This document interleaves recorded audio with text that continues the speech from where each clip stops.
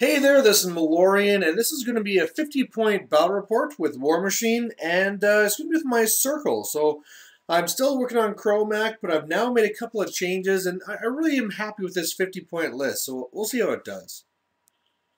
On the other side, I'm up against Issyria. This is the same opponent where a while back he was using Hyperion, but I was going to try breaking it down to these, the Phoenix, and I believe the other one's called the Manticore.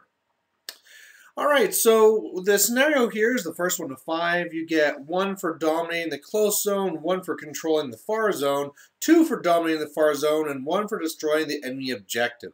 The objective only helps out your artillery pieces, so it's really not going to do anything that way. There's no kill box, and what I got is I got Kromac running 2 Stalkers, Getorix, a Gorax, the Pureblood. I have the Gallows Grove off there on the left. I have the Gobber Bellowers, and I also have the Max Skinwalkers. On the other side there, he is going to have the Sentinels with Yue. He is also going to be having a Griffin that's being field marshaled. There's also Arcanist and Silas, the Dragoon solo there. He also has his House Guard Thane and also the Halberdiers with Yue. And really my plan in here is just to get in there and hopefully do a lot of work with Berserk. You know, if he bunches up, I can kill a lot of that infantry really quickly. And then as well, I should be able to get the alpha on his jacks as well. So really, it's really getting there, getting the alpha, and then doing it in such a way that he can't really respond back strong enough. So I get the first turn, and I really just move up. I have Warpath up onto the 1 Stalker. I have the Warpath up onto Kromac. I also have the +2 armor onto the Skinwalkers. And at this point here, I'm just running up and just having my options open. I deployed first, and he put his Halberdiers on the right. I would have rather had the Stalker over there because they tend to bunch up more than the Sentinels do. But, you know, either way, you know, if I can really force my way on the left and just stall things on the right, maybe I can start scoring some points and looking pretty good. So on his first turn, he puts the +2 armor spell on the Sentinels, and then otherwise he's moving up as well. So he also has one of those Mage Hunter Assassins or whatever, but the big thing I'm looking at here is he's definitely setting up. He didn't just run into my teeth and get attacked, right? So he's being a little bit careful here, and I'm going to be a little bit careful too. You can also see that he's really spreading out with his Sentinels, so there won't be any easy killing there unless I could really get into a nice pocket. So I'm just going to kind of hold back and see what I can do. So that's what I do. I kind of upkeep everything. I make a little cloud there. I shoot up a rift just to make some dangerous terrain and then move back to tree. And really I'm just kind of focusing more on the right side and hoping he kind of runs into my threat. I also put up the Animus onto the Getorix, hoping that I'm going to be in range of his Dragoon, that he'll charge in, probably do some damage, but then I'm going to hit back and unhorse him. And this is going to make things a lot easier overall. So he charges in and he misses, and that's not too bad because he has a second attack, and I'm even liking that better because, you know, his second attack doesn't have the charge bonus, so, you know, if he just does a little bit of damage or something, then I can wallop him back, but he misses, and I think this is the first time ever that both me and my opponent were sad that he missed with both attacks. Otherwise, he's really pushing up here. I knew I was going to be eating a charge from the Halberdiers on the right. However, I kind of thought I'd actually lose the model. I had 3 of them in the zone just to make sure that he probably wouldn't be able to kill them all. And he didn't kill any of them. He had some pretty piss-poor dice. So, yeah, I'll take that, no problem.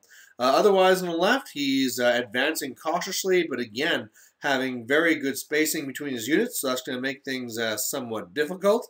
And then otherwise, he has some covering fire coming down, and that's really it. So looking at this here, I really need to start eating things away. And I was wondering if between the 2 Stalkers and some nice Warpaths, whether I could actually kill a lot of the Sentinels off. I'm pretty sure I could kill at least 6 of them, maybe even 8 of them if I get the right Warpath moves off. So that could be really, really helpful. And then, of course, I wanted to kill the Dragoon, which is in my face, and start grinding away with the Halberdiers. So unfortunately, the wheels kind of fall off, and what it really starts with is I upkeep 3 spells, and then on the right, the Skinwalkers start to grind away at the Halberdiers. Now I need 7s, and you know, it's average dice, but I'm just not rolling it, so that's kind of unfortunate. But when I do kill some, I Warpath up the Stalker with Wild Aggression, because really the hope is I'm going to charge in, I'm going to kill 2 little groups of 2, so killing 4, then Wild Aggression up and kill another 2, and get about 6, and then sprint back.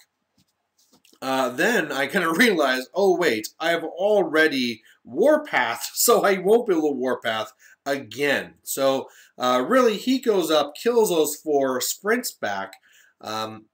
The Geterex goes in, and he's able to kill both the Dragoon and the dismounted version because I have reach, but it takes a little bit of fury to do that. The Pureblood comes over, and it sprays, and it's able to kill 2 of the Halberdiers, one of those being the UA captain, so that means he won't get his little mini feat, so that's pretty awesome. However, in doing that, I decided to Warpath back to safety. That was a mistake. I should have Warpath up into the zone to make sure that I'm actually contesting it. Plus, I'm not really worried about him now that he's lost his mini feat, but what can you do? But really, at this point, with all that I've done, I'm already running hot, and so I need to really decide what I want to do with the other Stalker. And what I decide to do is I think I can pretty much take out his 1 Jack there. So I decide to charge him up. I actually roll really well. I missed with my claw attack on the 1 Sentinel there. I also shot a rift there as well to try and kill the 1, which I did, and then get some rough terrain. But I missed the attack on the Sentinel, missed one of the attacks on the Jack, and leave it alive with 2 boxes. So, you know, I kind of threw away my Stalker for nothing, but then again, he's now going to probably have to take a lot of activations to kill him, and then 1 Jack is pretty much on its last legs. You know, when I do charge in there, it's going to die. So the tree is kind of there to be in the way to kind of distract him from getting to the other Stalker. But, I mean, with him getting now Vengeance and Reach, he can put 4 of the Sentinels on me, and he has the other Jacks to go rough up the Stalker. So I'm really worried that I'm going to lose all or both of my Stalkers this turn, plus he's going to be able to clear out the zone. And, of course, he's going to be able to go after Geterex and do some damage there, too. So this could be a pretty painful turn I'm going into. So, yeah, it does hurt quite a bit. Doesn't help that his Vengeance attack does tons of damage. Past that, the Arcanist goes and fixes up the Jack there, so it has its systems back. And he had allocated 3 to each of the Jacks. After that, he starts wailing away at me, and it really takes everything to get it done between that 1 Jack, the Griffin, and then the other solo there. But he is able to do it without needing to use the Phoenix, so there's 1 dead. The Sentinels charge in, and luckily, he doesn't feel that 2 of them can make it to me. He's under his feet, so, I mean, he's getting some extra dice and stuff as well. But in doing so, he actually puts 3 of the guys onto the tree instead of putting them onto the Stalker. So the Stalker gets only hit by 1 of those 2 Sentinels, takes a lot of damage, but he survives with all of his systems up. So that is fantastic, because now I'm in a spot where I can actually clean up the majority of these remaining Sentinels. Meanwhile, on the right, the Stalker does get kerplakied for a big, huge amount of damage. He is able to kill the 2 Skinwalkers in the zone and then kind of reform back. So he is going to be scoring 1 control point here. Otherwise, the Phoenix goes and tries to do a shot into Geterex, but he actually misses, scatters off, doesn't really do anything. But the biggest thing I saw here is he brought up Issyria. And so really, if I Warpath up a Ghostly on myself to ignore free strikes, I should be able to charge all the way up to her. So when we were talking about it, I said, oh, I think I'm going to be able to kill her caster now. And then he reminded me that he had admonition on him. So that's a big deal, because clearly if I go up there, he'll just admonition away, and then I'll do nothing. So nice of him to let me know about that. And so now instead, I'm going to be looking more to attrition. So with that, it was a hell of a good attrition turn. I go and I upkeep all three of the spells.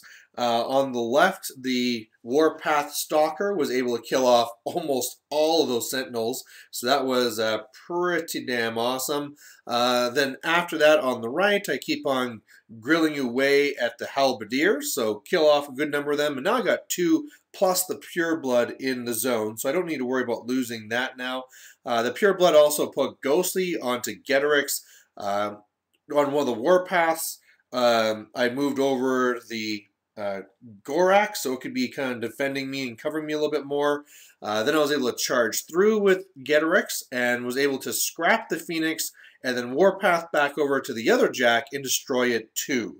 Then I just kind of charge in the 2 little Gobbers just to tie them up and make some activation issues. By the way, I also had to feat this turn because with him coming in and cranking Getorix for like 20 damage, I had to heal up some aspects. So I popped my feat, but really I just, I did 7 damage to myself, threw 6 into healing Getorix, and then I'm camping 1. So my feat's gone, his feat's gone, but really now, this is what I was talking about, where he's lost so much to attrition, and I still have 3 heavies that unless he can really get some really good work done, I think I pretty much got this.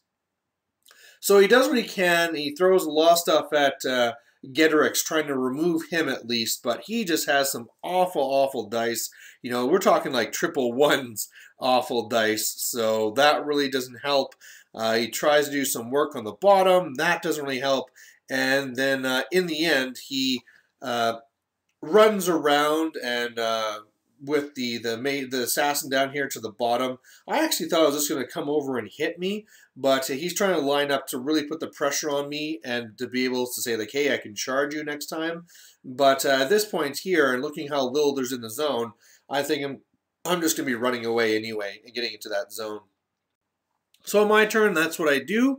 Really between, well, just the Getorix, he's able to kill everything that was over there all by himself. I only upkept the 2 spells this time, but then past that, I was able to kill a lot of the Halberdiers that are in the zone now. There's only the banner bearer now. So, I mean, I'm not scoring on that zone because, first of all, I have to dominate, plus he's in there, but it's really not a worry. Otherwise, I have the 2 Gobbers come over, just again the way of the assassin, and then I put up Bestial and basically just charge over here into the zone. So I'm going to dominate for 2, so it's currently 2-1, and clearly he's just in a really, really bad spot. So really all he does is does like a charge over here, does tons of damage to my Pureblood, and then shakes my hand because that's really all he can do, right? I mean, best case scenario, he can maybe put a couple of models into the zone, but I'm just going to kill them, and then I'm going to dominate, and I'll have enough resources to probably destroy his objective as well, and I'm just going to win that way or the next turn anyway. So really, really like this list. I really can't think of. I mean, some people have said that I should drop to min skinwalkers and put in the alpha instead. So I don't know. That's maybe a possibility. But these guys are really just meat to kind of like hold things down until I can dedicate the heavies. So I really kind of like the list as it is. But hey, if you guys have any suggestions, let me know. And otherwise, thanks for watching. Bye.